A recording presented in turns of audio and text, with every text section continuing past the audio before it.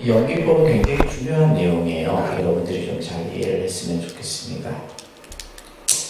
자, 이 연기법이 왜 중요하냐? 자, 우리가 흔히 불교를 깨달음의 종교다라고 하는데 그 깨달음의 내용이 뭐냐라고 했을 때 우리는 연기법이다라고 얘기를 합니다. 연기법. 그래서 이 연기법은 불교 교설에 있어서 가장 또 이제 중요한 교설이 되는 것이 바로 연기입니다. 왜 이 연기법이 중요하냐면 결국 불교라는 종교는 부처님의 가르침은 우리 중생들의 겪는 여러 가지의 괴로움의 원인을 파악해서 그것을 이제 해결해 주는 데 있다 그랬죠, 그죠? 그래서 우리가 앞에서 배웠던 사성제의 개념도 마찬가지고, 그렇기 때문에 이제 우리들로 하여금 지금 우리가 현재에 나타난 모습들 이런 것들을 바로 우리들로 하여금 보도록 하기 위함이다. 특히 연기법은 이 세상이 어떠한 법칙에 의해서 이루어지고 없어져 가는데 그것을 우리가 흔히 생멸의 법칙이다라고 얘기합니다. 이 세상은 이게 이제 우리가 지구라고 하는 것이 예를 들면 수억억 년 전에 지구가 형성이 되었는데 그것이 이제 다른 종교는 어떠한 신에 의해서 그죠? 신이 창조했다라는 신의 창조론을 얘기하는데 불교는 어떤 신의 창조론보다는 이 세상이 존재하는 법칙을 연기로서 설명을 하는 거예요. 그래서 이제 이것을 크게 이제 표현하자면 한 세계가 이루어집니다. 그죠? 만들어진다 이 말이에요.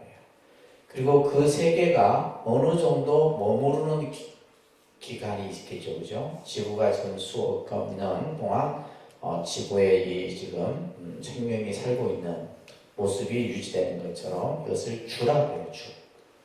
그 다음에 언젠가는 또 어떻게 되겠어요? 무너진다 이 말이에요. 이제 괴짜가 무너질 괴짜인데 점점 우리가 이제 이 지구도 병들어가고 있잖아요, 그죠? 이제 점점 이제 뭐 기후 온난화라든지 또 이제 사막화라든지 이런 것으로 인해서 인간이 이제 살 수 없는 그런 이제 모습으로 지구가 점점 좁아들어가고 있죠. 이게 무너지는 겁니다. 지금 우리가 환경이 파괴되고 사막화가 이루어지고 또 뭐 예를 들면 자연 재앙이 일어나고 그죠. 이런 것들. 예를 들면 이제 제가 요즘에 간혹 그 넷플릭스인가요? 거기에서 이제 일본 침몰이라는 그 드라마, 영화도 나왔던 것 같은데 그걸 보면 이제 일본이 이제 지각 변동에 의해서 해수면으로 가라앉는 그런 이야기인데, 그러니까 지금도 보면 이제 점점 이제 그죠 바다의 그 상승이 이루어지면서 점점 이렇게 이제 가라앉는 이런 이제 나라들도 생기잖아요. 이거 무너지는 거예요. 괴. 그리고 나서는 이제 공으로 돌아가는. 그것을 이제 성주개곤이라. 이 우주는 이러한 것을 계속 끊임없이 뭐 하는 거예요? 일어나고 없어지는. 이것을 생멸의 법칙이다. 얘기를 하는 겁니다. 그래서 이 생멸의 법칙이 바로 연기의 법칙이고 인연의 법칙이다. 그래서 이 세상은 어떻게 존재하느냐라고 했을 때 불교는 연기로서 모든 것을 설명하는 거예요. 아시겠죠? 그래서 우리가 이제 서양의 종교는 신의 창조론으로 이제 모든 존재의 어떤 기원을 찾는 데 반해서 불교는 바로 연기로서 설명한다. 그래서 근데 이 연기법은 누가 만든 것이 아니다. 부처님이 만든 것도 아니고 다른 사람이 만든 것도 아니다. 또한 이 법은 뭐요? 부처님이 세상에 나오거나 나오지 않거나 항상 법계에 있는 것이다. 항상 법계에 있다라고 하는 것은 이것이 바로 존재의 법칙이다라는 거예요. 그런데 열애는 이 법을 깨달았어. 이 연기법을 깨달았다. 이 말이에요. 그래서 부처님이 진리를 깨달았는데 그 진리의 내용이 뭐냐? 연기다라고 여러분들이 이해를 하셔야 됩니다. 이 연기법을 깨달아 등정각을 이루시고, 등정각은 뭐야? 부처가 되셨다. 이 말이에요. 깨달음을 이루시고는 이것을 사람들을 위해서 분별연설한다. 이렇게 이제 자바안경에서 설하고 있습니다. 그래서 이 연기법은 바로 부처님이 깨달으신 진리의 내용인데 이것은 누군가에 의해서 만들어진 것이 아니라 본래부터 존재하는 것이다. 그래서 부처님께서는 만약 연기를 보면 법을 보는 것이고 법을 보면 연기를 본다. 그래서 우리가 흔히 이제 우리가 불교를 진리의 가르침이라는데 그 진리가 바로 이제 구체적으로 얘기하면 연기라고 설명드릴 수가 있어요. 그렇기 때문에 연기의 법칙은 불교의 핵심 사상이에요. 이 연기법은 시방법계에 항상 있고 모든 교설은 연기로부터 나왔고 과거의 일곱 부처님도 이 법을 깨달았고 또한 그 깨달으신 진리의 내용이 바로 연기다라는 것을 여러분들이 이해를 하시면서 자, 연기라는 말이 도대체 어떠한 개념을 가지고 있는가? 연기. 이 연자는 반연할 연자입니다. 그러니까 연할 때 연자는 반연한다. 기자는 일어날 기자죠. 그죠? 그래서 이 반연한다라는 것은 무엇으로 인해서 어떠한 조건으로 인해서 이런 뜻이에요. 어떠한 조건으로 의해서 만들어진다. 이런 뜻입니다. 그래서 연기를 이제 우리가 정의를 할 때 어떠한 원인에 대하여 함께 어우러져서 일어나는 것을 연기라 한다. 이렇게 설명을 하는 겁니다. 그래서 인도 말로는 이제 범어로는 프라티냐 사무파다 이렇게 이제 연기를 이제 표현합니다. 이 연기는 일체의 존재는 다양한 원인과 조건에 의해서 만들어진다. 그래서 인연생기라는 말을 줄여서 연기다라고 얘기를 하는 거예요. 그래서 인연생기, 연자와 기자를 이렇게 해서 이제 설명을 하는 겁니다. 그래서 모든 것은 뭐요? 반드시 원인에 의해서, 그죠? 그러한 원인과 조건에 의해서 모든 것들이 만들어진다라는 거예요. 그렇기 때문에 연기는 이것을 상의성이다라고 이렇게 이제 얘기를 합니다. 옆에 보면 상의 상관성이다라고 한자로 되어 있어요. 그죠? 상의 상관성. 상이라는 말은 서로 의지하고 있고 상관이라고 하는 것은 서로 관계되어져 있다라는 거예요. 그래서 이 세상에 존재하는 모든 것들은 뭐예요? 상의 상관관계로서 설명되어지는 거예요. 예를 들면 우리가 인간이 그죠? 우리가 살고 있는 이 지구와 우주와는 서로 관계되어져 있는 거죠. 그죠? 또 우리가 살고 있는 이 지구와 환경 또한 관계되어져 있는 거고 또 예를 들면 인간과 또 다른 생명과도 관계되어져 있는 거예요. 그래서 모든 것은 상의 상관의 관계로서 설명되어지는 거다. 우리가 태어날 때도 보면 이제 서로 전부 관계성을 가지고 모든 것이 만들어지잖아요. 그죠? 그가 부모 자식의 관계, 부부의 관계, 형제의 관계, 그죠? 도반의 관계뿐만 아니라 모든 것이 관계예요. 그래서 모든 존재와 현상은 원인과 결과에 의해서 나타난다. 이것을 우리는 인과법이다라고 얘기를 합니다. 인과법. 그래서 불교를 믿는 사람은 한마디로 뭐예요? 인과를 믿는다라고 얘기를 합니다. 그래서 원인 없는 결과가 없듯이 반드시 뭐요? 어떠한 것에는 원인과 그 조건에 의해서 모든 것들이 나타난다. 그래서 그 결과에는 반드시 어떠한 원인이 있기 마련이다. 그래서 모든 사물의 현상에는 근본 원인이 있고 보조 원인이 있다. 이 보조 원인을 연이라고 하는 거예요. 이제 근본, 우리가 인연할 때 인은 직접적인 거예요. 직접적인 거고 연은 보조적인 건데 우리가 예를 들면 씨앗을 인이라 한다면 그 씨앗이 발화를 해서 그죠? 꽃을 피우고 열매를 맺기 위해서 어떤 것들이 필요하겠어요? 거름도 필요하고 햇빛도 필요하고 물도 필요하고 이런 것들은 보조적인 것이에요. 그래서 이러한 인과 연에 의해서 모든 존재가 생겨나고 없어지는데 이것을 이제 우리는 인연화합이다 이런 말을 사용합니다. 모든 것은 인연화합에 의해서 만들어지는 거예요. 우리들이 살아가는 인간의 삶 또한 뭐다? 인연화합에 의해서 나타납니다. 그러기 위해서 이제 우리는 뭐요? 가능한 한 좋은 인연을 싣고, 그죠? 그 좋은 인연에 의해서 좋은 결과가 만들어지고, 나쁜 인연에 의해서 나쁜 결과가 만들어진다. 가장 보편적인 가르침이에요. 그죠? 이 선인선과 악인악과라고 하는 개념은 그렇게 설명이 되어집니다. 자, 이러한 연기를 부처님께서는 하나의 공식처럼 설하고 있습니다. 이게 중요한 연기 공식이에요. 이것이 있으므로 저것이 있고 이것이 일어남으로 저것입니다. 그러니까 예를 들면 어떠한 원인이 있으므로 그 원인에 따른 뭐가 있다는 거예요. 결과가 있다는 거예요. 그래서 그냥 만들어지는 것이 아니라 이것이 있기 때문에 저것이 있고 이것이 일어남으로 저것이 일어난다. 그 위에다가 이제 여러분들 존재의 발생이다라고 써놓으세요. 존재의 발생. 이 세상의 존재가 생겨나는 모습을 이렇게 설명하고 있는 겁니다. 그 다음에 이제 그 밑에는 존재의 소멸이라 써놓으세요. 존재의 소멸. 그래서 발생과 소멸의 모습을 설하고 있는 거예요. 이것이 없으면 저것이 없는 거예요. 그죠?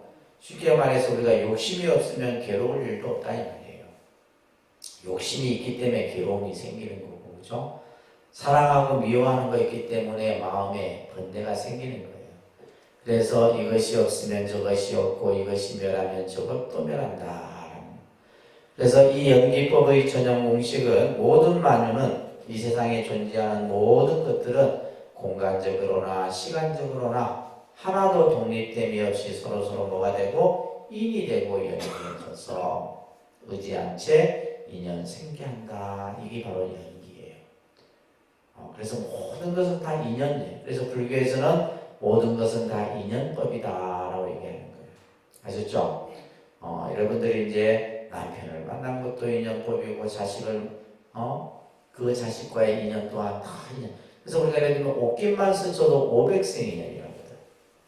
500생 인연이라는 것은 여러분들이 나고 죽고 500번을 하면서 아무튼 좋은 인연이건 나쁜 인연이건 만나야 돼. 그래야지만 우리가 옷깃 한번 스칠 수 있는 인연이 된다는 겁니다. 그래서 이러한 연기를 통해서 부처님께서는 중생이 가지고 있는 근본 괴로움의 문제, 그 괴로움의 문제는 바로 뭐요? 생사의 문제인데 이 생사를 푸는 하나의 열쇠가 됐던 겁니다. 비구들아, 연기란 무엇이냐? 연기란 무엇이냐? 생이 있음으로 말미암아 노사가 있다. 태어났기 때문에 우리가 예를 들면 늙고 병들고 죽음이라는 이 과정을 겪게 되는 거예요. 여러분들은 그러죠. 나 태어나고 싶지 않았는데 그냥 할 수 없이 태어난 거 아니에요. 할 수 없이 태어나는 게 아니에요. 태어날 인연을 만들어졌기 때문에 여러분들이 여러분들의 부모, 아버지, 어머니와 나의 세 가지 인연이 어우러져서 아까 어우러진다 그랬잖아요. 그죠? 이것이 어우러져서 말미암아서 만들어지는 거예요. 이것은 세상에 내가 나오든 안 나오든 법으로 확정되어 있는 거예요. 이것은 상위성이다. 서로 관계되어져 있다라는 거예요. 부처님께서는 참으로 진지하게 사유한 끝에 일체의 존재가 밝혀졌을 때, 자, 일체의 존재가 밝혀졌다는 말은 뭐예요? 이 생명의 근원을 밝혔다는 거예요. 생명의 어떤 실상, 생명의 이치를 밝혔다는 겁니다. 그래서 그의 의욕은 씻은 듯이 사라졌다. 연기의 법을 알았기 때문이다. 이렇게 이제 경전에서 이 연기와 관련된 많은 설법들이 설해집니다. 그런데 내가 체득한 이 법은 심히 깊고 보기 어렵고 깨닫기 어렵다.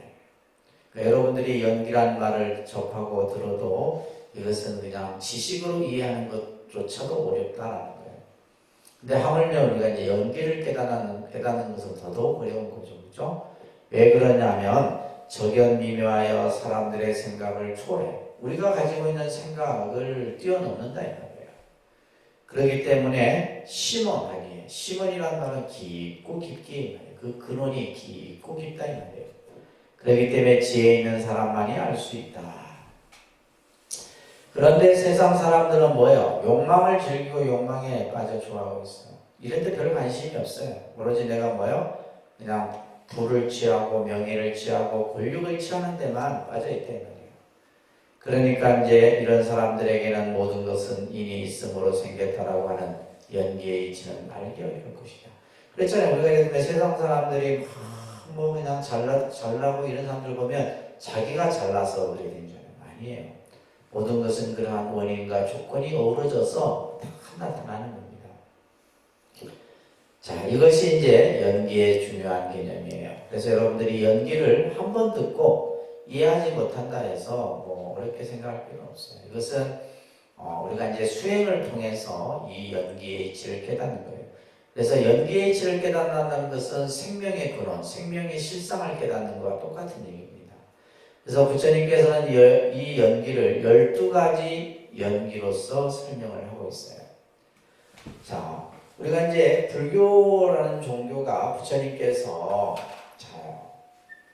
왕위를 버리고, 그죠? 왕위를 버리고 출가의 길을 하셨어요.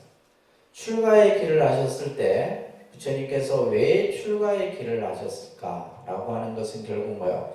중생이 가지고 있는, 우리 중생들이 가지고 있는 근본 고통, 근본 괴로움을 해결하기 위해서요. 그래서 부처님은 화려한 궁중생활 속에서도 왜 인간은 태어나면 늙고 병들고 죽어야만 하는가, 이 문제에 대해서 늘 생각을 했던 거예요.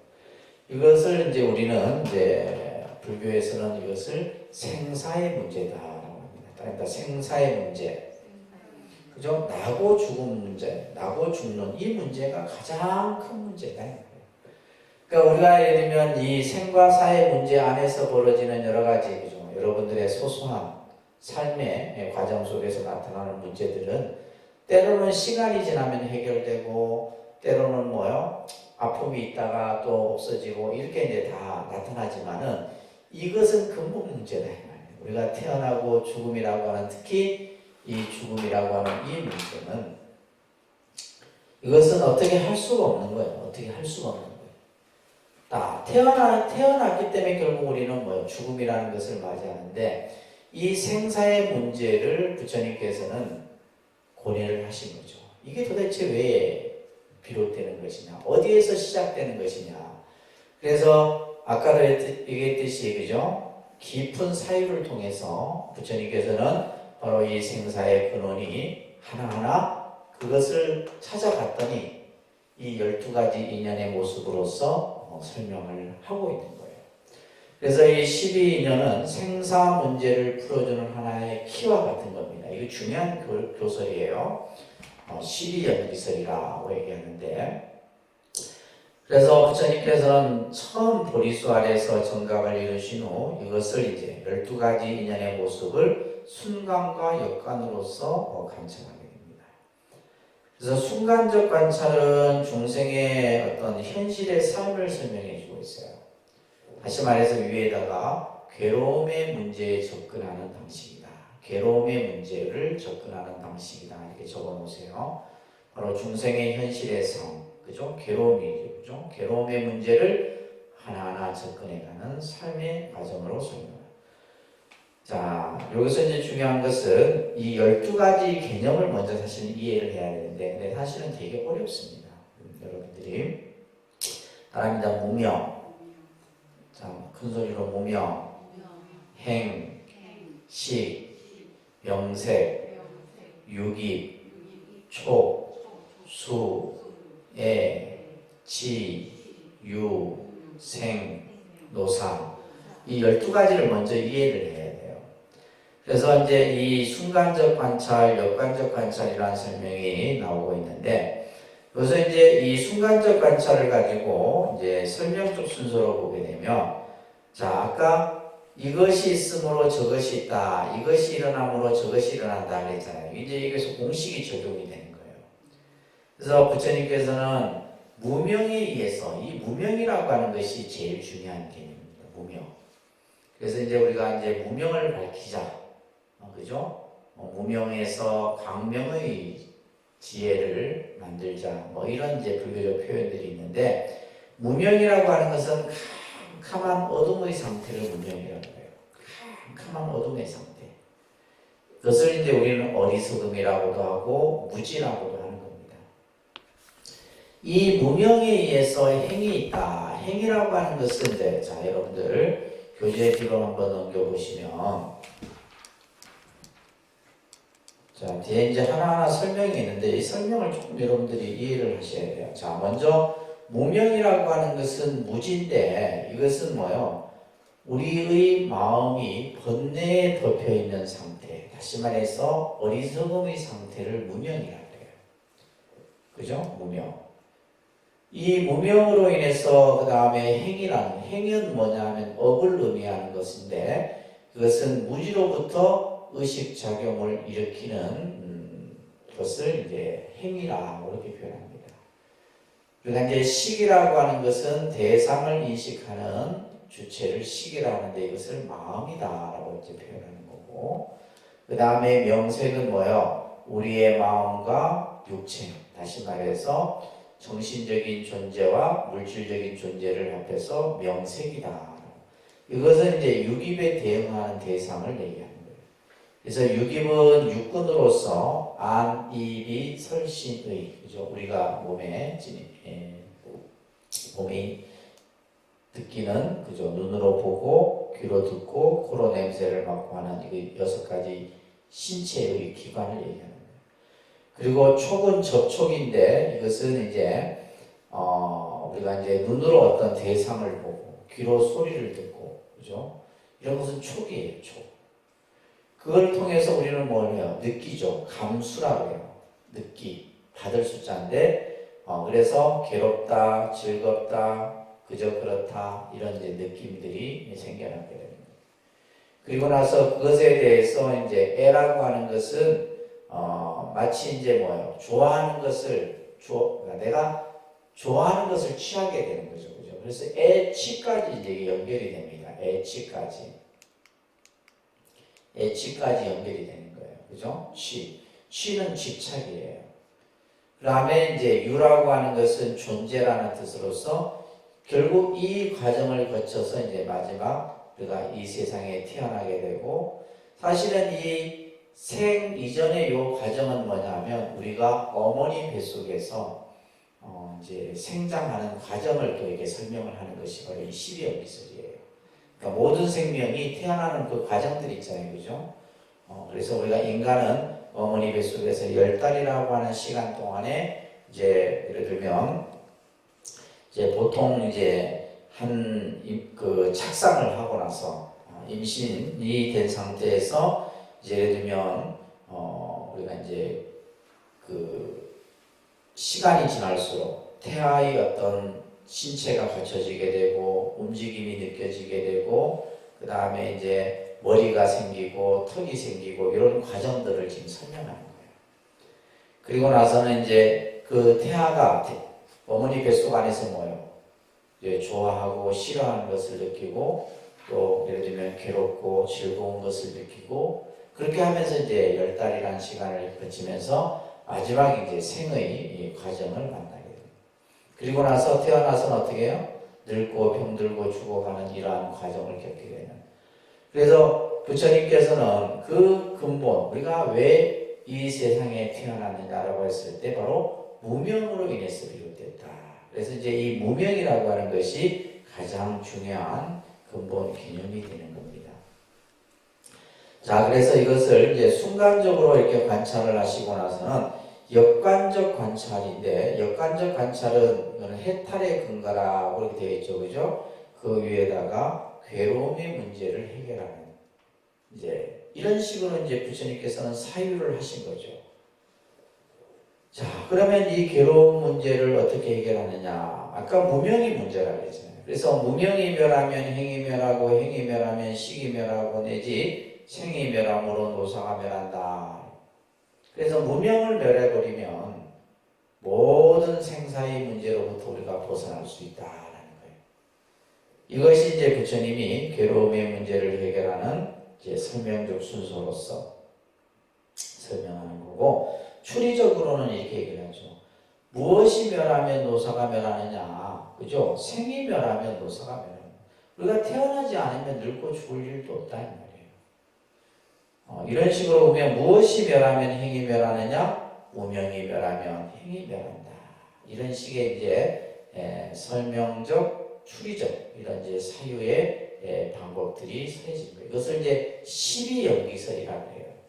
자, 여러분들은 이제 이 12역기설을 그냥 이렇게 하나하나 다 이해하기보다는 부처님께서 생사의 문제를 푸는 12가지의 사설을 이렇게 12역기설로 설명을 했다. 그래서 이제 아까 얘기했던 무명, 행, 식, 명생, 유기, 초수, 애치, 유, 이 하나하나를 여러분들이 이제 앞으로 공부를 또 이렇게 해 나가면서 배우시게 되는 겁니다.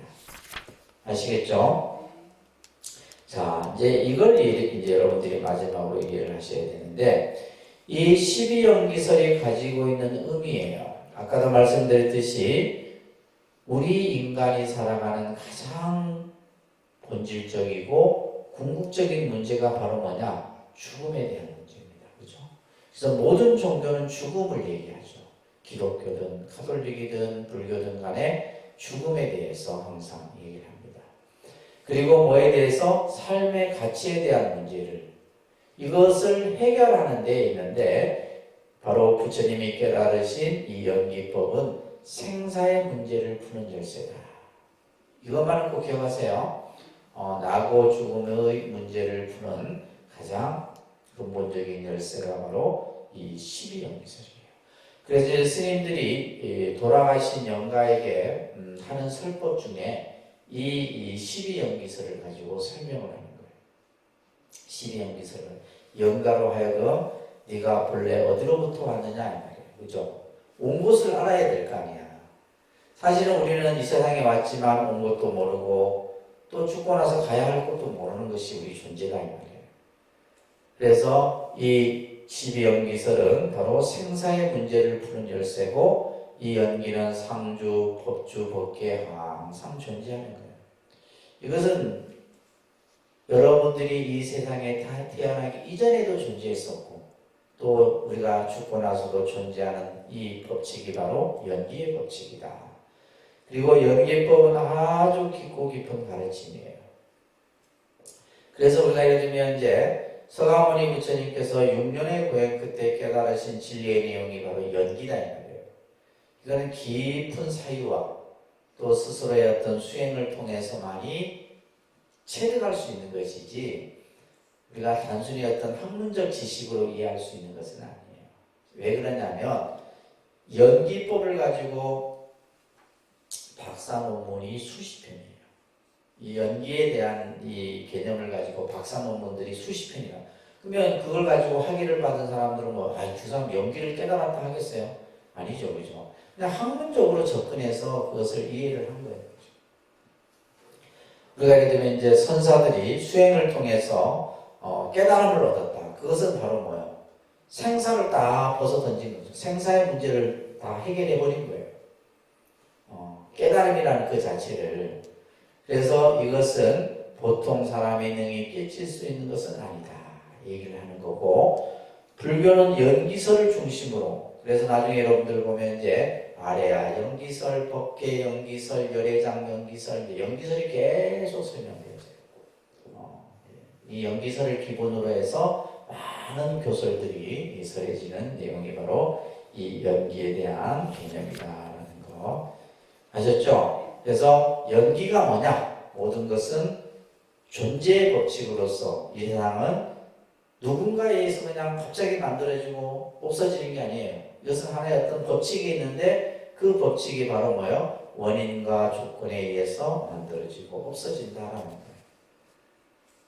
그리고 우리가 예를 들면 이 세상에 태어난 그 태어난 과정이 뭐냐? 바로 부처님께서는 12가지 인연의 그러한 고리로서 우리들이 태어나고 죽는 이 과정을 설명해 놓은 거다. 그리고 모든 교설은 이 연기설을 중심으로 해서 설해진다라는 것을 여러분들이 기본적으로 이해하시면서, 자, 오늘은 조금 이제 진도를 좀 나가도록 할게요. 다음 강의를 바로 또 연결해서 듣도록 하겠습니다. 앞으로 이 연기설은 계속해서 여러분들 들으실 거예요. 원래 이 강의를 잘하는 강사는 자유자재로 막 강의를 줄였다 늘렸다 할 수 있습니다. 예. 아무나 못하는 거예요. 아시겠어요? 자, 그 다음에 이제 주간반도 2강 했어요. 오늘. 주간반도 2강 했어요. 자, 이건 이제 여러분들이 이 절에 처음 다닌 분들에게는 꼭 필요한 내용이에요. 불교 의례와 의식이라고 하는 이제 내용인데, 여러분들이 앞으로 이제 신행 활동하는 데 있어서 굉장히 중요해요. 이걸 이제 사실은 이제 앞에 뭐 우리가 삼법인이나 사성대나 연기나 이런 것들은 앞으로 여러분들이 계속 공부를 하면서 배워야 되는 내용이고, 이런 강의는 이제 기본 과정이 아니면 설명이 안 되는 강의예요. 자, 한번 보도록 하겠습니다. 우리가 보통 의례라는 말과 의식이라는 말이 있어요. 그죠? 우리가 보통 종교의식, 종교의례 이런 말들은 그냥 같이 쓰는데 조금은 그 의미가 달라요. 의례는 형식을 갖춘 예의를 의례라고 해요. 자, 우리가 예를 들면 합장을 하는데 합장은 그냥 하는 게 아니잖아요. 합장도 뭐예요? 형식, 틀이 있다는 말이에요. 격이 있다는 말이에요. 절을 하더라도 절하는 방식이 있죠. 그죠? 절하는 법도가 있고, 이런 것들은 의례라고 하고, 그 다음에 의식이라는 것은 이러한 의례를 갖추어 베푸는 행사. 그러니까 이제 의례보다는 의식이라는 이 용어가 좀 더 광범위한, 그죠? 광의적 의미다라고 보시면 돼요. 그래서 우리가 불공의식, 예를 들면 기도의식, 참회의식, 법회의식 이런 용어를 쓰는 거예요.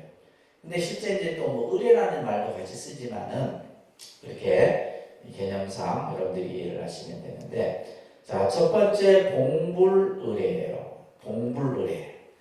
이것을 이제 다른 말로 옆에다가 점안식이라고 써놓으세요. 무슨 식? 점안식이에요. 이 봉불의식은 부처님을 모시는 의식입니다. 그래서 이제 여러분들 우리가 이제 이 부처님의 형상을 이렇게 조성하는, 또 부처님의 형상을 그리는 이들을 불모라고 합니다. 뭐라 한다고요? 불모라고 해요. 불모. 그래서 요즘에는 이제 저희 동국대학교 같은 경우는 이제 실질적으로 일반 학생들이 이것을 배웁니다. 미술사학과라든지 이런 데 이제 그 전공을 해서 예를 들면 배우고, 그리고 이제 이게 이제 또 아주 실력이 뛰어나신 분은 무형문화재라든지 문화재 그런 어떤 위치에 있게 되고, 그러면서 이제 불상을 조성하거나 또 불화를 그리고 이런 분들이 의외로 많아요. 의외로 많습니다. 그래서 이제 그분들에 의해서 이러한 조성되는 불상이나 또 불화 이런 것들은 그냥 단순히 하나의 그냥 봤을 때는 예술품이고, 그죠? 우리의 어떤 문화재적인 이런 어떤 모습으로 보여지는데, 여기에다가 뭘 더 해야 돼요? 이제 점안이라는 의식을 했을 때 이것은 단순히 불상이 아니라 뭐가 되는 거예요? 부처님이 되는 거예요. 그냥 단순히 상에서 우리가 예를 들면 어떤 신앙의 대상으로 예배를 드리고 공양을 하는 이제 부처님과 같은 모습으로서 나타나는 거예요. 그래서 점안식이 굉장히 중요한 의식입니다. 점안식이, 그러니까 여러분들은 직접적으로 볼 수는 없어요. 평풍을 쳐놓고 하거나 이렇게 이제 아주 비밀스러운 의식을 통해서 점안식을 하게 되죠. 그래서 지금 여기에 모여 있는 부처님이나 또 원불이나 이런 불상들은 전부 뭐예요? 점안식을 통해서 이제 여러분들에게 하나의 신앙의 대상으로서 모셔지는 겁니다. 반면에 이제 또 우리가 이제 요탑을이라고 하는데, 흔히 이제 탑돌이라고 그러죠. 탑을 돌면서, 그죠? 그래서 이제 탑을 중심으로 이렇게 도는데, 방법이 있는데, 이것은 이제 오른쪽으로 3번 돌아요. 여러분들이 어느 산천에 가서 탑을 돈다 할 때는 그냥 막 도는 게 아니에요. 우요삼잡이라 해서 오른쪽으로 이렇게 3번을 도는 이러한 탑돌이 의식이 있고, 이런 것들이 이제 불교 의식에서 나옵니다. 그 다음에 법회 의식. 법회 의례 같은 경우는 일반 정기법회, 기도헌공법회, 영가천도, 화엄법회 이런 법회의 종류들이 있어요. 그 다음에 수행에 관련해서는 참선, 연불, 독경, 사경 이런 것들은 그냥 하는 것이 아니라 하는 의식, 그죠? 아까 형식을 갖추어서 하는 그러한 의식이 바로 이러한 종교 안에서, 불교의 종교 안에서 다양한 것들이 이루어집니다. 그러니까 이런 것들은 이제 예를 들면 그냥 배워서 알 수 있는 게 아니라 내가 직접 그 현장에서 해보셔야지만 빨리 익혀지는 거예요. 빨리 익혀집니다. 그 다음에 이제 일반 예절 이런 것들이 있는데, 자, 이제 여러분들에게 꼭 필요한 몇 가지 중요한 의식, 여러분들 신행집 다 갖고 계시죠? 신행집을 좀 펴보세요. 저희 독림 신행집은 저희 같은 경우는 이 신행집을 거의 뭐 100% 활용을 여러분들에게 하도록 이렇게 하고 있습니다. 자, 먼저 여러분들 신행집을 어디를 보시냐면 32쪽 한번 보세요. 32페이지 보면 무슨 의식이라 되어 있어요? 예불의식이라 되어 있죠. 예불의식, 우리가 이제 저녁에 또 새벽에 이렇게 하는 의식인데, 그래서 예불문이 있고 칠정례, 이 칠정례도 예불문인데 이건 한글로 되어 있어서, 그 다음에 이제 행선축언이라고 하는 축언문이 있고 반야심경이 있고 한글 반야심경이 있어요. 그래서 이제 35쪽 넘겨보시면 아침 예불이 있고 저녁 예불이 있죠, 그죠? 새벽에 이제 저희가 지금 요즘에 5시에 합니다. 5시에 이제 아침 새벽 예불을 하게 되는데, 그래서 이 새벽 예불에는 헌다계라고 하는 깨끗한 감로수를 올려서 이제 부처님 전에 새벽에 예불을 드리는 겁니다. 그리고 이제 저녁에 올리는 예불은 향을 피워서, 그래서 5분 향계라고도 이제 향례라고도 하는데 향을 올려서, 그래서 7번 절을 하기 때문에 7정례라고 해요. 그래서 지신기명례가 몇 번이 있냐면 하나, 둘, 셋, 넷, 다섯, 여섯, 7번이 나와요. 그죠? 그렇죠? 그래서 이것을 7정례라고도 하는 거예요. 그리고 나서 이제 우리가 반야심경을 독송하고 새벽에는 조금 더 이제 행선축언을 새벽에는 좀 합니다. 이런 식의 이제 예불 의식들이 있다라는 거예요. 이것도 여러분들은 이제 조금 자꾸 하다 보면 외워지게 됩니다. 자, 여기 보세요. 예불이라는 것은 수행의 일과예요. 그래서 우리가 조석으로 부처님께 예경을 드리는 의식이 바로 예불 의식이다. 그래서 예불문을 중심으로 해서, 그죠? 7번 절을 하는데 그 절하는 내용에는 불보살과 또 부처님의 법과 승가에 대한 이제 의미를 가지고 7번 절을 합니다. 자, 그러면 이제 우리가 중요한 것은 예불을 드리는 마음가짐이에요.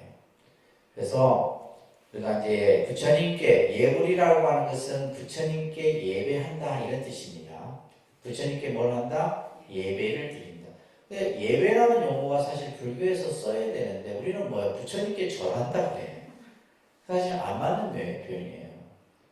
예배라는 말이 더 정중한 표현이에요.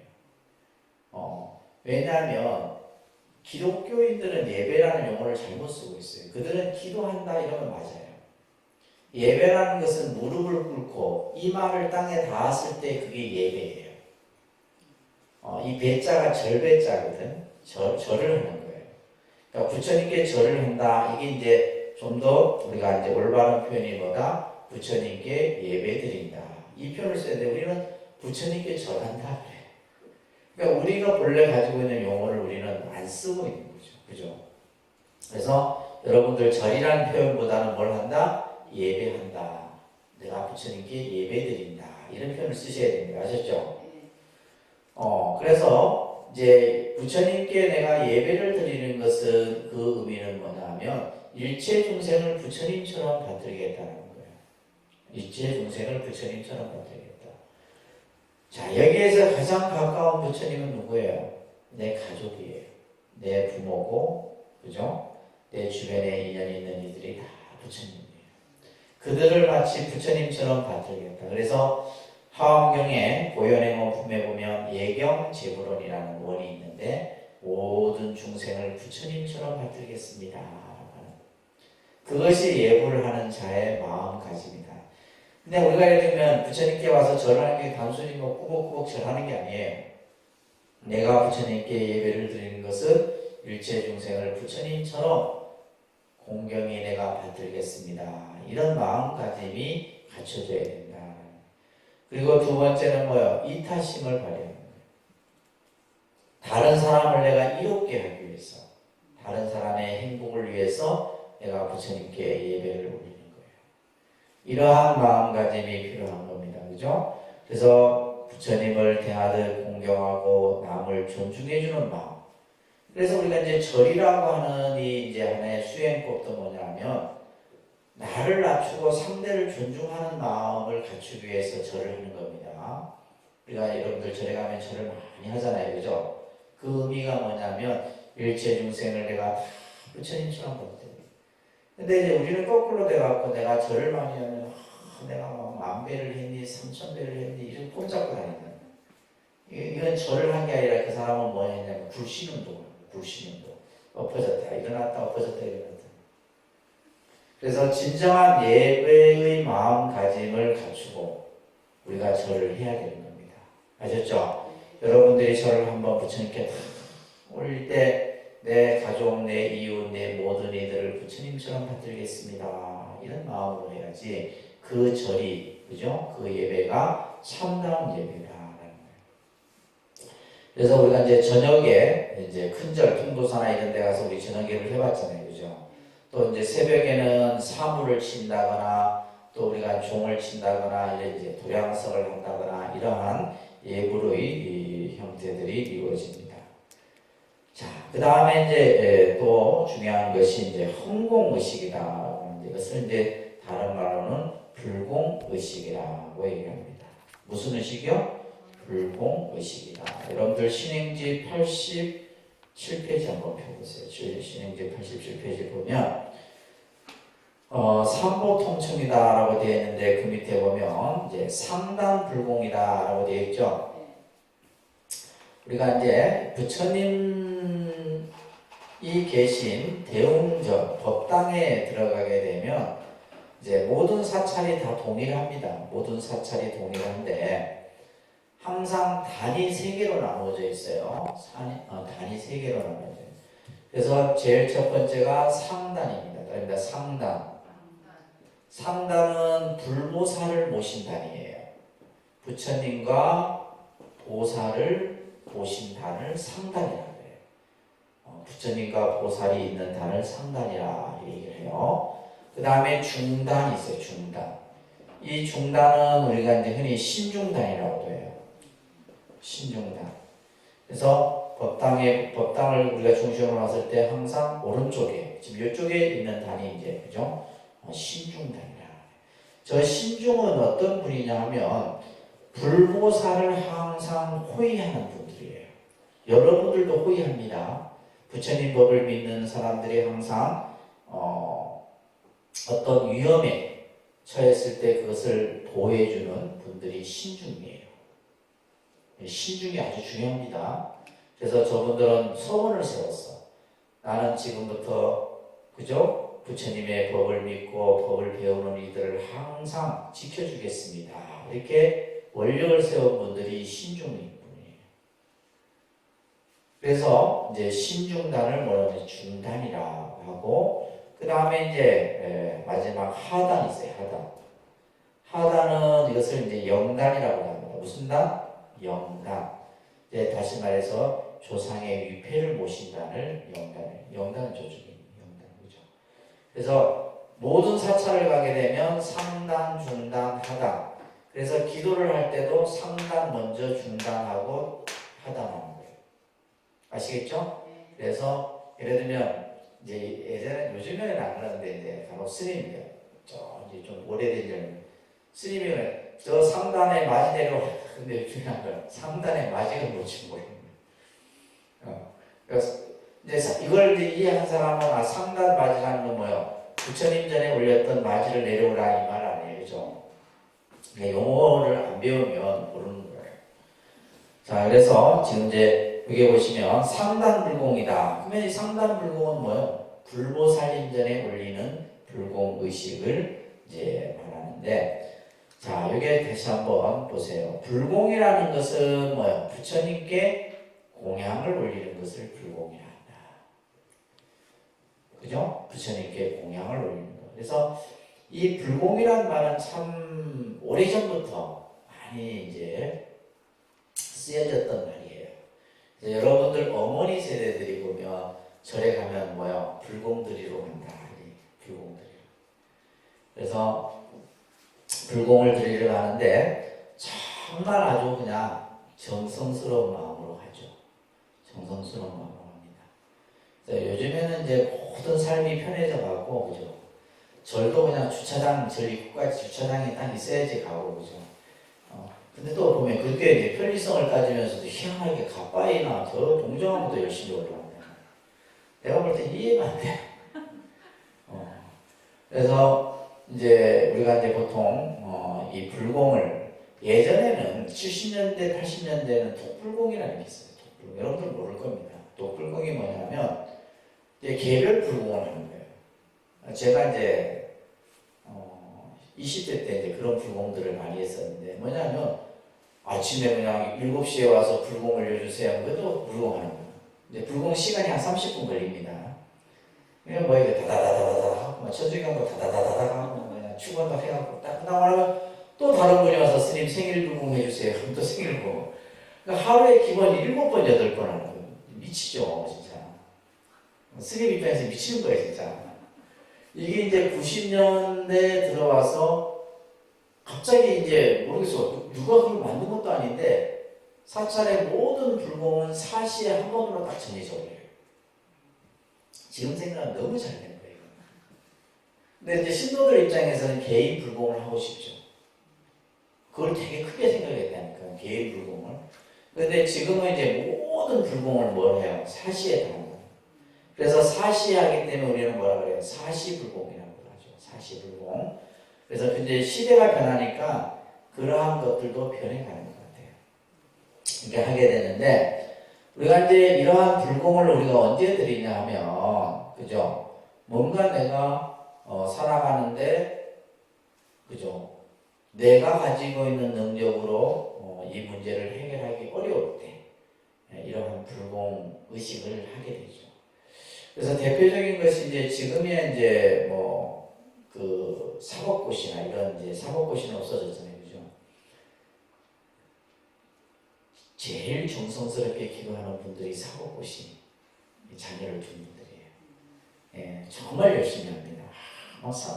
그래서 그 다음에 이제 보면 이제 그 학력고사, 요즘에는 이제 수능시험이죠. 수능시험도 지금은 수시, 정시 이렇게 이제 또 대학 그 입학 전형에 바뀌어지고 하다.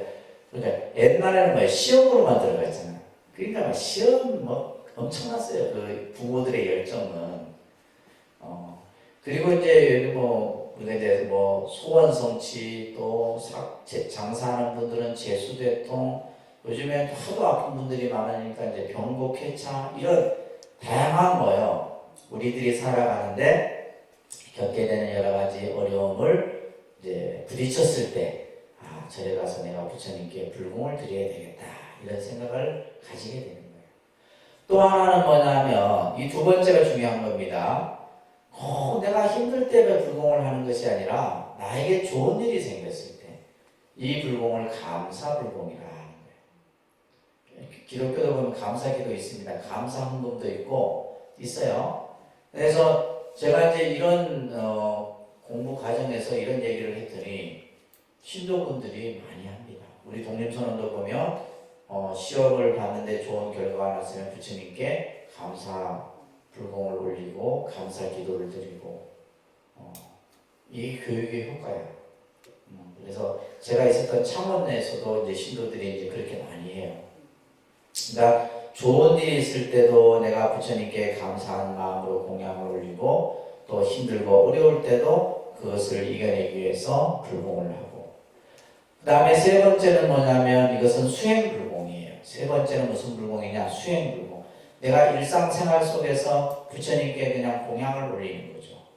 이것을 이제 수행불공이라고 하는 그러한 모습들이 있습니다. 자, 여러분들 교재에 보시게 되면, 자, 이 불공을 드릴 때 가장 중요한 것이 뭐다? 가장 중요한 것이 정성이다. 뭐라고요? 정성이에요. 첫째도 정성, 둘째도 정성, 셋째도 정성이에요. 그래서 옛날 어른들은 참 정성이 있었어요. 그래서 내가 불공을 드리기 며칠 전부터 목욕 재개를 하고 비린 음식도 안 먹고, 그죠? 비린 음식도 안 먹고 화가 나도 화도 안 내. 그리고 절에 다 정갈하게 가는데 그냥 가는 게 아니잖아. 머리에는 쌀 한 대씩 이고 그냥 초향 뭐 이런 거 심어주고 요즘같이 무슨 교통이 편리해요. 뭐 진짜 막 걸어서 30분, 1시간 걸어 올라가요. 그때 그분들 보면 정성이 너무 그분들이 키운 자식들이 지금 뭐요? 50대, 60대, 40대 이 부류들이에요. 근데 여러분들은 안 그렇죠? 여러분들은 자녀들이 그냥 지가 가서 지가 가는 거지 뭐 내가 저래 가서 한테 뭐 되겠네. 그러니까 이것 또한 뭐냐면 세대의 변화 속에서 나타나는 모습이에요. 근데 옛날 어른들은 정말 정성스러운 마음으로 이제 불공을 드리거나 그죠? 공을 드리거나 했다는 거예요.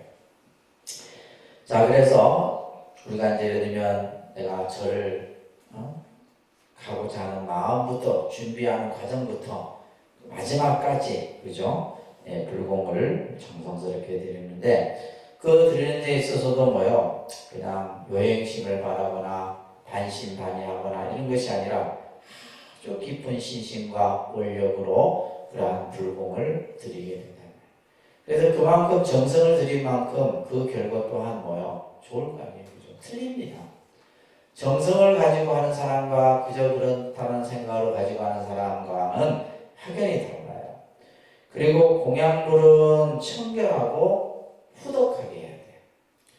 아주 그냥 그래서 이제 그 밑에 나오는 내용이 이제 스님들이 공부하는 삼위율이라고 하는 곳에서 나오는데 예를 들면 이런 거예요. 내가 부처님 전에 요즘에는 이제 절에서 모든 공양물을 다 준비해서 올려주고 했지만 옛날에는 여러분들이 직접 사왔어요. 떡집에 가서 떡도 직접 봐와서 절에 올리고 과일도 직접 시장에 가서 사와서 절에 올리고 그랬었어요. 요즘에는 그냥 다 돈으로 다 해결한다. 근데 나는 사실 개인적으로 여러분들이 뭐 가족의 생일이나 어떤 불공을 할 때는 여러분들이 직접 사와서 올리면 참 좋을 것 같다는 생각이 들어요. 그게 정성이다 이 말이에요. 근데 이제 그렇게 안 하고 그냥 그죠? 그런데 중요한 것은 내가 이제 예를 들면 부처님 전에 공양을 올리기 위해서 예를 들면 과일을 사는데 가장 좋은 걸 사셔야 돼요. 가장 좋고 가장 아주 깨끗하고 그죠? 그리고 더 중요한 것은 흥정을 하면 안 돼요. 부처님께 올리는 공양물은 절대 흥정하면 안 됩니다. 아셨어요? 근데 우리 절에 다니는 분들은 내가 부처님 전에 올릴 때 좀 깎아주있어 이런다. 예를 들면 그 하는 순간에 이미 공덕은 끝이야. 없어지는 거예요. 오히려 더 드려야 돼. 내가 부처님 전에 이 공양을 올리니 너무 잘 좋은 것을 줬으니 내가 사실은 더 후덕하게 쳐줘야 된단 말이에요. 무슨 말인지 이해되세요? 그리고 이제 예를 들면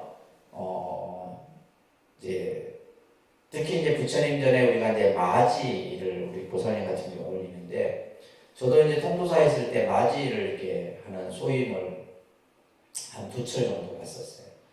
통도사는 법당이 12개니까 맞이를 12개 풉니다. 그래서 별도의 공간이 따로 있어요. 그게는 나무도 보면 향나무로 장작을 떼서 부처님 맞이를 지어요. 그러면 이제 쌀을 씻고 이제 솥에다가 이제 맞이를 앉히고 그리고 이제 마지막에 이제 밥이 다 익으면 이제 맞이를 퍼야 돼요. 시간에 맞춰서 다 퍼야 됩니다. 딱 푸는데 이제 스님들 같은 마스크를 끼고 해요. 왜냐하면 김을 내가 먼저 쐬버리면 내가 먼저 공양을 한 거와 똑같은 거야. 그래서 맞이를 풀 때는 항상 마스크를 낀다든지 고개를 돌려서 맞이 그릇에 이렇게 담고 마지막에는 주걱에 그죠 물을 묻혀갖고 이렇게 동그랗게 이렇게 만듭니다. 맞이를 잘 이쁘게 담으면 다음 생에 미남미녀가 되는. 나는 이미 보장받은 사람. 다음 생에. 진짜로. 그래서 우리가 부처님 전에 꽃을 꼭 공양을 올려도 다음 생에 미남미녀로 좋은 상호를 갖춘 그런 과보를 받는. 그래서 내가 그 당시 맞이 풀 때는 그 얘기는 스님들한테 들었으니까 얼마나 정성스럽게 했을까요? 그것을 12개 맞이를 다 해요. 그리고 나서 그 맞이가 정확한 시간에 정확하게 이동을 해야 돼요. 그래갖고 이제 법당에 이제 12명의 스님들이 그 맞이를 가지러 옵니다. 가지러 와서 이제 스님들이 직접 가요. 요즘에는 우리 이제 뭐 도살님들이 다 하지만 통도사는 스님들이 다 합니다. 그래서 맞이를 전부 이제 다 법당에 가서 뚜껑을 탁 열었을 때 김이 싹 올라오게 돼요. 식으면 안 돼. 그래서 맞이를 지을 때 타이밍이 중요한 거예요. 시간 타이밍. 그래서 뚜껑을 열었을 때 맞이 김이 쫙 올라왔을 때 그때 이제 부처님이 이 공양을 흠양하시는 거예요. 아시겠죠? 그래서 그만큼 다 정성이에요. 정성스러운 마음이 깃들어서 우리가 부처님께 맞이를 올리고 꽃을 올리고 향을 올리고 하는 거예요. 그래서 정성스러운 마음으로 이렇게 해야 되고, 자 여러분들, 자 그러면 이러한 불공의식을 여러분들 잠깐 한번 보시면 신행제 87쪽에 보시면 이제 보례진언이라고 하는 이 연불을 이제 스님이 이제 하죠. 그리고 나서 천수경을 독송하고 나면 거부를 합니다. 거부를 할 때 이제 이 절이라고 하는 표시를 이렇게 해놨는데 이때는 이제 큰 절을 3번 하는 거예요. 그리고 나서는 이제 요령을 가진 법주 스님이 보소총진언 이러면서 이제 요령을 흔들면서 이제 부처님께 청하는 겁니다. 그리고 이제 유치라고 되어 있는데 이 유치는 무슨 내용이냐면 오늘 어디에 사는 누구가 부처님 전에 어떠한 이유로 이 공양을 올립니다 라고 고하는 의식이에요.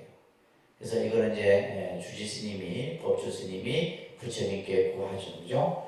그리고 나서 그 다음 페이지 넘겨보시면 청사라고 되어 있는데 이 청사는 이제 불보살을 한 분 한 분 다 이렇게 이제 청하는 내용인데 이때 이제 정근을 하고 이때 이제 마지가 올라오는 거예요. 정근을 할 때 마지가 올라오는 겁니다.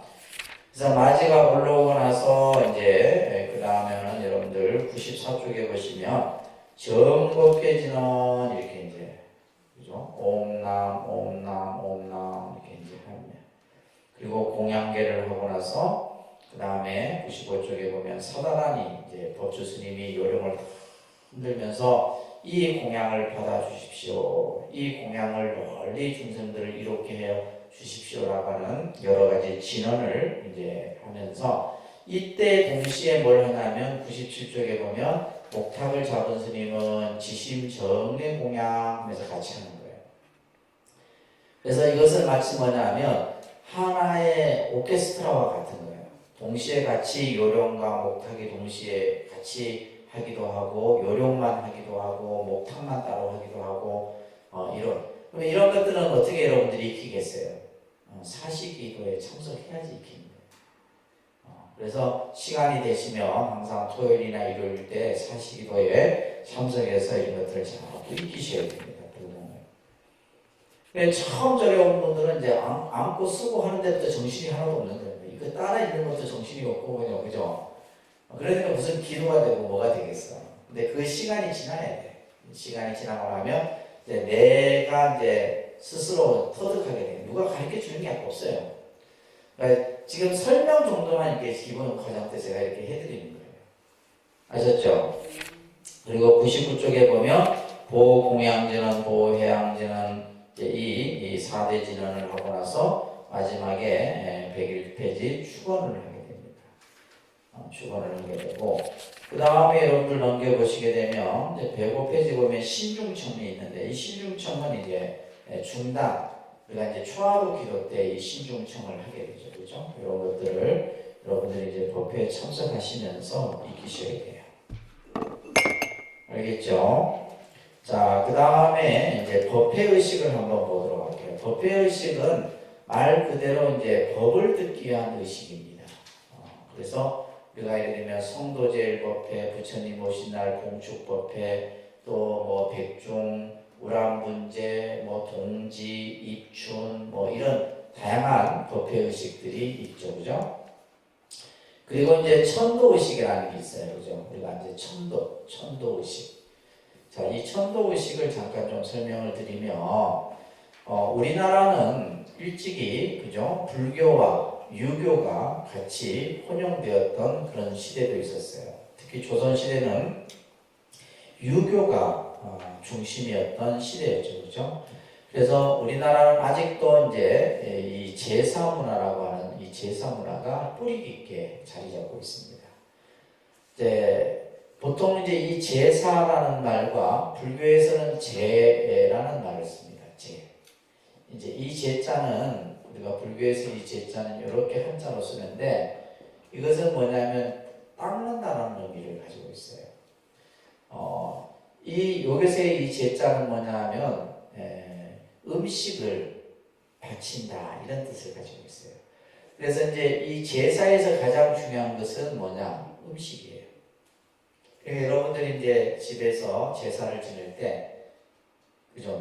며칠 전부터 음식 준비하고 그죠? 음식에 대한 이 부분이 아주 중요하게 다루어지는 거예요. 사실은 근데 음식 차리는데 한 3일 걸리고 그냥 절세번 하고 나면 끝나. 그죠? 이게 일반적인 제사예요. 근데 여기서 중요한 건 뭐냐면 음식과 더불어서 더 중요한 건 뭐예요? 가족 간의 화목이에요. 이 제사라는 문화를 통해서 모든 일가 친척들이 모여서 돌아가신 부모의 은덕을 그죠? 기리고 그 다음에 어떤 가족 간의 우애나 화합을 그래서 이 가족의 화합에 대한 부분이죠. 그러니까 지금의 이제 우리나라 이 제사 문화가 점점점 없어지니까 모든 것이 이제 개인주의화 되어버리고 그래서 여러분들 이제 보통 우리가 예전에는 부모의 유산을 누가 가장 많이 받아요? 큰아들이 그런 거예요. 장자, 그죠? 그 이유가 있어요. 이래 똑같이 n분의 이렇게 나누는데 유산을 받는데 큰아들이 좀 더 많이 받아요. 많이 받는 이 부분이 뭐냐면 제사 비용이에요. 제사 비용입니다. 그러니까 큰아들이 이제 제사를 지내는 거지. 그 비용으로. 그러면 이 돈은 누구 돈이에요? 물려준 유산은 누구 돈이에요? 부모 돈 아니에요? 그러니까 부모가 내가 죽거든 내 제사를 이 큰아들에게 부탁한 거예요. 그러면 이 제사 음식은 누구 음식이에요? 부모가 주신 음식이에요. 그 음식을 가족들이 똑같이 나눠 먹는 거예요. 이게 유교의 제사예요. 아셨죠? 그래서 음식에 대한 부분이 중요하게 다뤄지는 거예요. 근데 반면에 불교에서 말하는 49제나 천도제는 음식은 사실 그다지 중요하지 않아요. 그래서 요즘엔 어떤 사찰은 꽃으로만 이렇게 차려서 제를 지내요. 불교에서의 제는 중요한 것은 천도가 천도. 망자를 좋은 곳으로 보내기 위한 것이 제의식의 핵심이에요. 그러면 여기에서 제일 중요한 것은 스님들의 연불독경이에요. 연불독경을 통해서 망자로 하여금 그죠? 좋은 곳으로 천도하게끔 하는 것이 천도식이다. 그리고 이제 우리가 이 천도와 관련해서 이제 여러 가지 이야기가 있는데 사람이 태어나면 죽을 때까지 여러분들의 일거수일투족을 기록합니다. 2022년 1월 6일 저녁에 독립선언에 가서 부처님 공부를 했다. 다 기록이죠. 여러분들 따라다니는 사람이 있어요? 아시겠어요? 다 기록을 줬습니다. 잘못하는 거 있으면 큰일 난다. 다 일거수일투족을 기래요. 예를 들면 해갖고 여러분이 이제 숨이 딱 끊기면 자기 명부를 가지고 자기를 심판하는 대왕 앞에 가는 거예요. 근데 그 명부에는 여러분들이 살아온 흔적이 다 있어. 그래서 일주일마다 심판을 받는 거예요. 그래서 마지막 이제 최종 이렇게 이제 결정이 나는 것이 49일이죠. 49일에 결정이 나고 항소도 할 수 있어. 나는 염라대왕의 재판에 나는 승복 못해. 그게 하는 것이 백제예요. 백제고 또 나는 더 이상 난 더 승복 못해 하는 게 일주기예요. 그다음에 2주기까지 하게 되면 10분의 이제 왕을 다 만나게 되는데 그래서 보통 우리가 이제 돌아가시면 옛날에는 2주기까지는 이제 절에서 지내도록 이렇게 보통 하죠. 그리고 나서는 이제 집에서 지내도 상관이 없는데, 근데 가장 중요한 것은 뭐다? 49일이에요. 49일 날 이미 딱 결정이 나거든요. 그러면 그 49일 동안은 뭐냐면 중운기간이라 해서 그 기간은 이제 육체는 없어졌지만 그 영혼은 자기가 하고 싶은 것을 다 할 수 있는, 듣고 싶은 거 다 듣고 보고 싶은 거 다 보고. 그래서 우리가 이제 오직 잘하면 귀신같이 잘하는, 그 말이 그래서 생긴 거예요. 다 알아요. 다 보고 듣고 다 합니다. 그래서 마지막 49일 날 최종 결정. 근데 이 49제 이 문화도 보니까 이제 요즘에는 또 달라져요. 기독교에서도 49제 하고 천주교에서도 49제 하고 다 합니다. 그 사람들은 이제 49일 추모 예배, 49일 추모 미사 이런 식으로. 이게 이제 49제라고 하는 의미 자체가 이제 이게 불교에서 비롯된 거지만은 이런 것들이 이제 다른 종교에서 이제 응용해서 쓰는 거죠. 그래서 이제 불교에서의 제 의미는 바로 뭐의 의미다? 천도의 의미다. 그래서 영가로 하여금. 그래서 이제 불교에서도 음식을 통해서 이제 이 시식이라는 말을 쓰는데, 이 시식은 단순히 음식을 대접하는 것이 아니라 부처님의 법을 영가에게 베풀어 주는 거예요. 이런 의미가 이제 49제 천도식 속에 담겨 있다라는 겁니다. 아셨죠?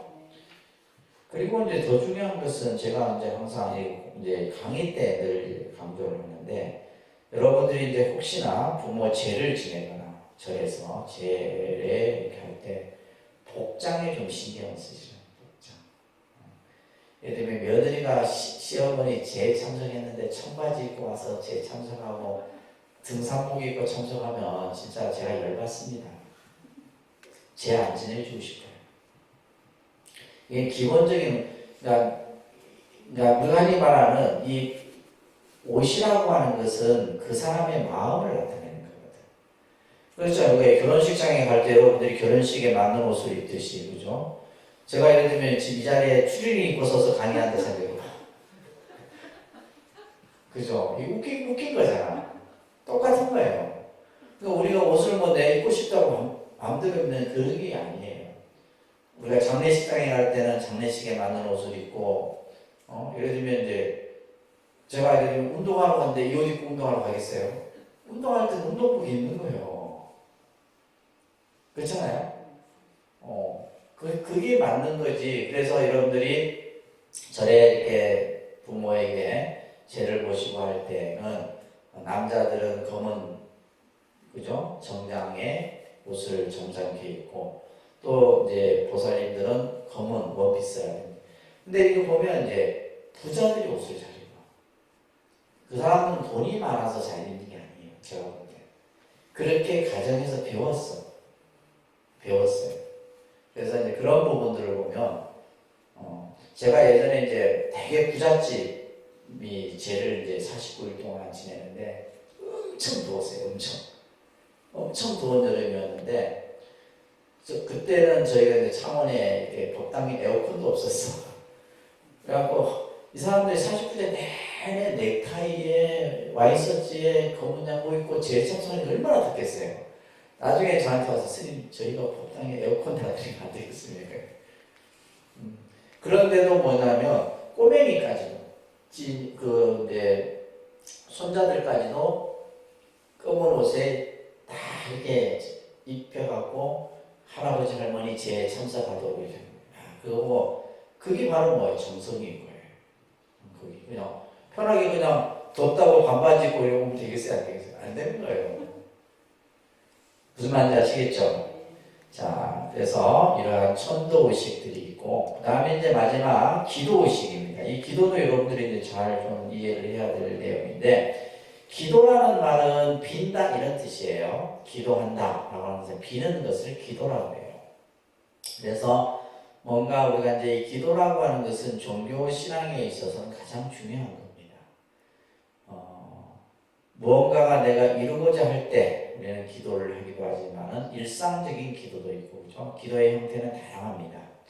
그래서 이제 우리가 보통 일반적으로 이제 기도의 방법을 얘기할 때, 첫째는 귀의하고 공양하고 예경하고 참회하고 염송하고 이런 다양한 그래서 이제 기도라고 하는 것도 그냥 절에 뭐 1, 2년 다녀갖고 기도에 대한 개념이 정립되기 어려워요. 사실은 아직도 간단하게 생각하면 간단한데 그러기 위해서는 이제 여러분들이 조금 신앙생활을 잘 이렇게 하셔야 됩니다.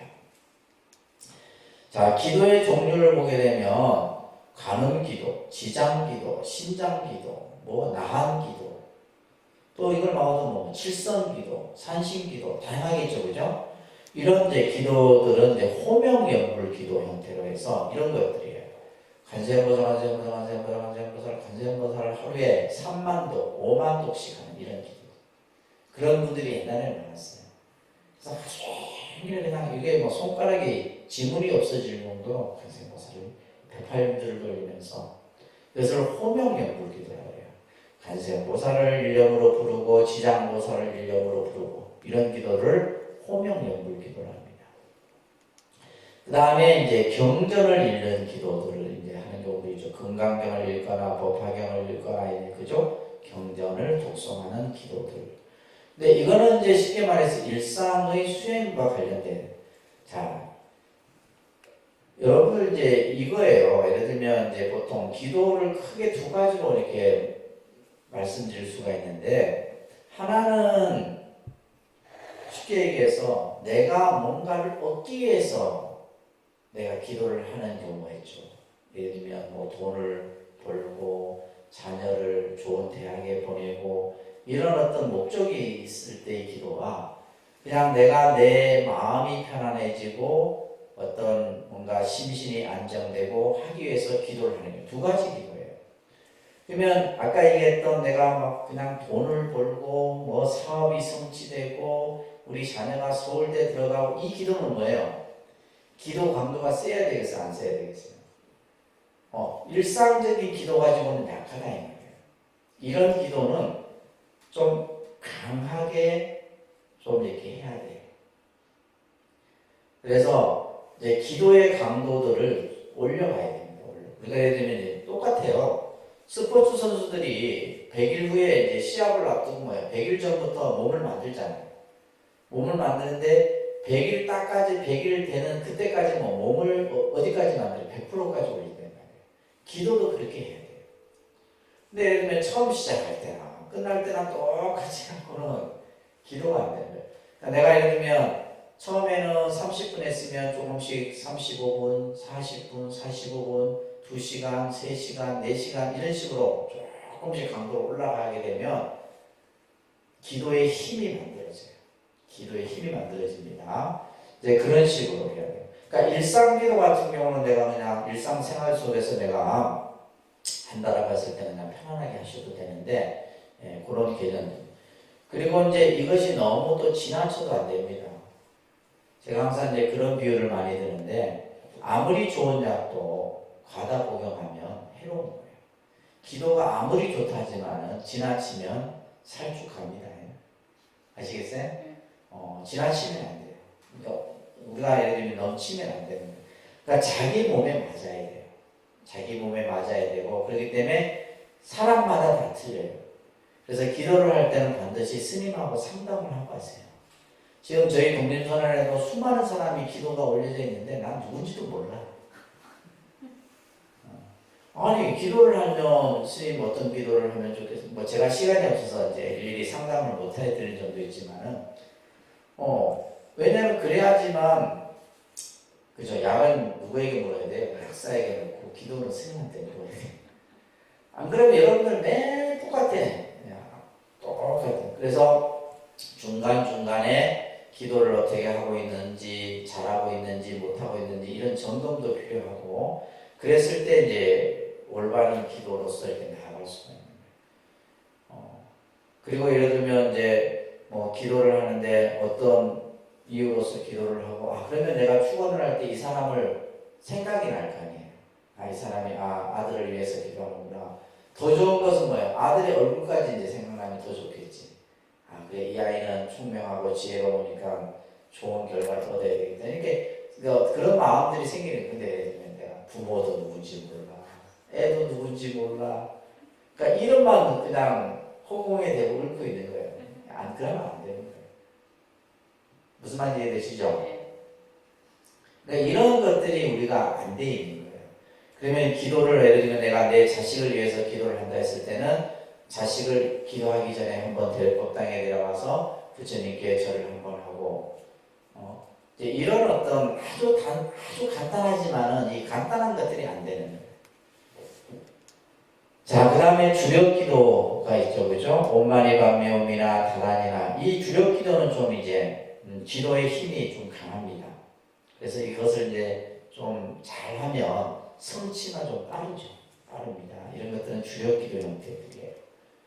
자, 그러면 우리가 이제 이 기도를 하는 데 있어서 자세가 중요하겠죠, 그죠? 그래서 단순히 내가 이제 기도를 하면 된다라고 하는 단편적인 이런 생각에서 벗어나야 되고, 기도라고 하는 것은 결국 뭐예요? 자기 수행이고 자기 완성이에요. 우리가 예를 들면 이제 이 얘기입니다. 무슨 얘기냐면, 이제 우리가 학업 성취 기도를 해요. 자기 자녀를 위해서. 근데 예를 들면 시험을 붙고 안 붙고의 어떤 문제가 아니에요, 사실은. 그러면 예를 들면 시험이라고 하는 것은 그 시험 하나로 끝나는 것이 아니라 이 아이가 앞으로 계속해서 이제 성장하고 발전해 나가는 데 있어서, 그래서 좀 더 이렇게 큰 넓은 의미에서 이렇게 생각을 하고 해야 되는데, 그냥 단순히 그냥 시험에 붙고 안 붙고 이것만 보는 거예요. 이런 생각은 바람직하지 않다. 그리고 이제 기도라고 하는 것이 어떤 개인의 이기심 또 욕심에서 비롯된 기도는 잘못된 기도다. 그래서 처음에 기도할 때는 우리 아들만 잘 되게 해달라 하지만은 이제 기도를 하면서 이제 그 마음이 없어진다 그래요. 그리고 이제 모든 이들의 행복, 모든 이들의 다 어떤 이로움을 위해서 기도하는 마음이 생긴다 그럽니다. 그래서 참된 기도의 정신으로 우리가 돌아가야 되고, 이 기도를 통해서 우리는 무한한 공덕을 실현해가는 과정이고 나 자신의 문제를 해결하는 다른 길이다라는 생각을 가져야 되고, 또 중요한 것은 기도는 일회성에 그쳐서는 안 돼요. 그죠? 대부분이 이제 여기서 문제가, 기도라고 하는 것은 끊임없이 꾸준히 해야 되는데 100일 기도 한번 띡 하고 뭐 잘 되니 안 되니 얘기하고 안 되는 거예요. 그래서 일회성에 그치지 말고 끊임없이 꾸준하게, 그죠? 자신의 공덕을 닦아가는 지속적인 수행의 자세가 필요하고, 또 마지막에 이제 기도를 하다 보면 반드시 뭐가 생기냐면 마장이 생깁니다. 장애가 생겨요. 몸이 아프거나 환청이 들리거나 두려움이 생기거나 때로는 기도를 못하게 하는 여러 가지 요인들이 생겨. 그것을 이겨내야 돼요. 이겨내지 못하면은 중간에 스스로 이렇게 이제 그죠? 지속적으로 기도할 수 있는 마음을 잃어버리게 돼요. 그래서 반드시 마장이 생깁니다. 그죠? 이런 것들을 잘 이겨내요. 그래서 부처님께서는 수행하는데 마장 얻기를 바라지 말라. 수행하는 데 있어서 마장 얻기를 바라지 말라. 수행하는 데 마가 없으면, 장애가 없으면 소원이 굳건해지지 못한다. 내 마음이 더욱더 이렇게 단련해져야 되는데 그렇지 못하다는 거예요. 그래서 부처님이 마근으로서 수행을 도와주는 벗을 삼으라 이런 말을 하셨어요. 장애가 곧 나의 뭐다? 벗이다 이 말이에요. 그래서 이러한 생각으로 우리가 기도든 또 모든 어떤 신앙의 생활들을 여러분들이 만들어 가셔야 됩니다. 아시겠죠? 자, 그래서 오늘 일상의 여러분들이 이 신앙생활 속에서 경험하게 되는 여러 가지 불공이라든지 천도, 또 기도, 예불 이런 개념들을 공부를 했는데, 이것은 단순히 뭐 듣는 것에서 끝나야 될 것이 아니라 일상생활 속에서 여러분들이 이제 지속적으로 좀 해야 될 필요가 있어요.